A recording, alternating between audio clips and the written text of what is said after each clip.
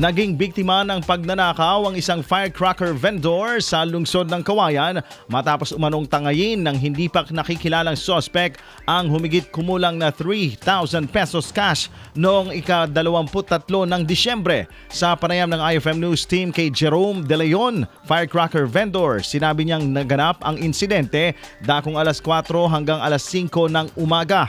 Buong akala umano nila na wala ng taong papasok sa lugar dahil maliwanag na, ngunit sinamantala pa rin ng mga sospek ang pagkakataon.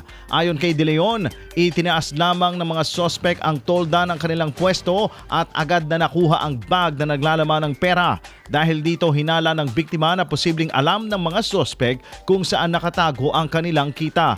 Bandang umaga na umano nila napansin ang mga pinaghihinalaan na ayon sa kanila ay mula rin sa Kawayan City. Isa sa itinuturo nilang sangkot ay isang 14 na taong gulang na umano'y leader ng grupo. Gayunpaman, hindi na inireport sa pulisya ang insidente at minabuti na lamang ng biktima na maging mas maingat sa mga susunod na araw ng pagbebenta. IFM News.